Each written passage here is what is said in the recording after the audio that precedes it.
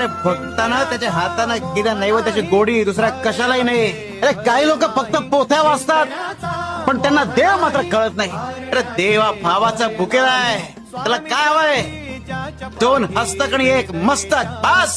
कधी ओळखणार आम्हाला शिवशंकर शंभो. बाळा, आज मला तुझ्याशी थोडं बोलायचं आहे. थोड्या वेळ थांबशील माझ्यासाठी? खूप धावतोयस रे तू सुखाच्या आणि पैशाच्या मागे, पण तरीही रोज रात्री उशीवर डोकं टेकल्यावर तुला रिकामं का वाटतं? मला माहीत आहे तू कोणाला सांगत नाहीस. तुला वाटतं तू एकटा आहेस. अरे, ज्याच्या डोक्यावर साक्षात ब्रह्मांड नायकाचा हात आहे तो एकटा कसा असू शकतो? लोक तुला सोडून गेले असतील, जाऊ दे त्यांना. ज्यांनी तुला पायाखालची माती समजून तुडवलं त्यांनाच तुला एक दिवस डोक्यावर घ्यायला हवी. फक्त तू हिंमत हारू नको.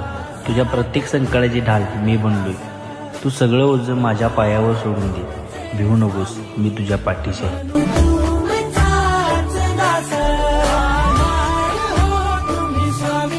बाळा, किती सांगू तुला, मला राग येतोय तुझ्यावर. तू पडतोयस हो, पण मला सर्वात जास्त वेदना याचीच आहे की तू उभा राहायचा प्रयत्नही करत नाहीस.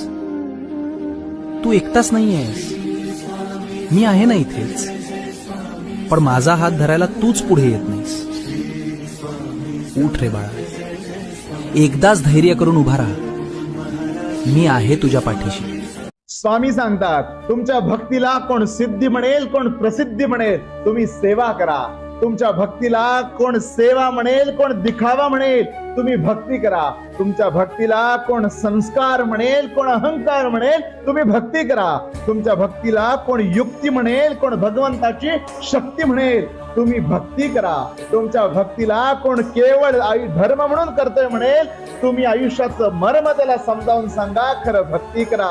तुमच्या भक्तीलाच तुमची शक्ती माना आणि सेवा करा. महाराज सदैव आपले होतात. आपला स्वाभिमान, आपल्या अंतरत्नात असलेला आपल्या भगवंताजवळ आपला स्वाभिमान गहाण ठेवा.